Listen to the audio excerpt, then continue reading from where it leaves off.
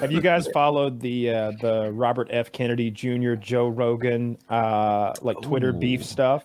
I've seen Joe Rogan roasting the guy. So, well, not exactly. So he had Rogan had RFK Jr. on his show. The guy's got a terrible voice. He is a Democratic candidate for the presidency. Unlistenable voice. And I've done a little research. He's a bit of a whack job. He's also, interestingly enough, married to the actress who plays Cheryl on Curb Your Enthusiasm, who is like Larry David's wife, the blonde character. Is she hot? Yeah. Yeah, Larry David's wife. Yeah. And they got to talking about vaccines and all this other stuff. And he's like blowing Rogan's mind. When Rogan's like, we got to tell the people about this. You know, he gets into that mode. And then they're on Twitter, like calling out this virologist. They're like, and Rogan's like, $100,000. You need to come on my show. And the virologist started it. Someone did. Like there's this $100,000 throwdown for. Yeah, I did see the virologist. And the virologist is like $100,000 is way too little. You know, I think he said maybe like 50 million or something like that.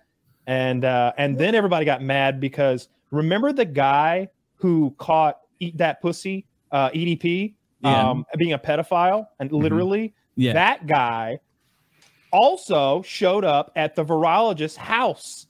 And that was the guy who showed up at his house? The same guy? Yes. Okay.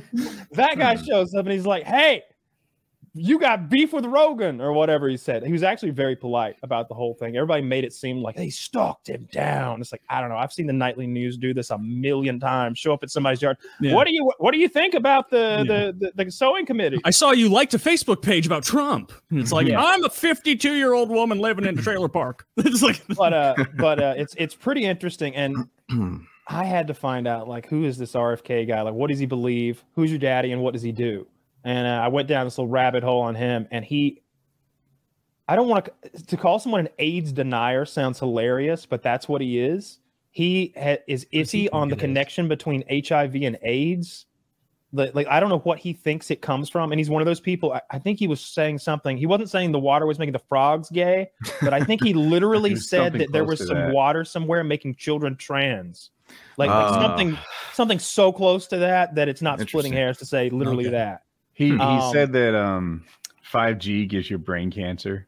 Yes. My mom said that. It disrupts the blood-brain barrier. Yes. And Joe's like, Wi-Fi. He said this about Wi-Fi. He's probably got 5G beef too, but he was like, Joe, Wi-Fi, you don't even know, Joe. Everything in my house is wired, Joe. I plug right in.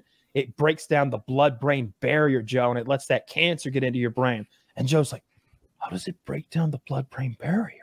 He goes, well, now you're just out of my expertise, Joe. I'm sorry. I don't have any. Is that really what he said? Yes, that's exactly right. The blood-brain barrier. And Joe's like, that's interesting. How's it happen? And he's like, I don't know. Actually, I'm lying right now. I don't know. That's the problem. So, like, if you don't know what you're talking about, like I don't, and like Joe Rogan doesn't, it's easy to get baffled by this guy who's done some research, who's just quoting other quacks, stuff like that. Famous guy. But he's a historical figure. Really? Yeah. He was there at the inauguration for JFK. Like he was 6. Like this guy was there throughout major moments of history. Yeah. Like moments of history that are in movies that like he was there. And it's like, yeah, that's my dad and my uncle. Those are the guys in that Forrest Gump movie you like. How on earth did you watch anything about that guy? I watched part of one clip on Twitter. And I got maybe 40 seconds in when he's like, Kyle, if he talked like that, it would be, I could deal with it. Wouldn't it? It's not just his froggy voice. It's the fact that he is 80% filler words. Everything is, but it's all this gargly, like, and it's like, bro, spit it out. You're running for president of the United States. You need to be a professional communicator. You're going from podcast to talk show on the news. You're doing interviews with breaking points, and you can't express yourself without filler words yet. Goodness gracious. Yeah. And even the thing I learned about commentary, like, several years ago, is like, try to get the uhs and the, the knows out, like, don't do that.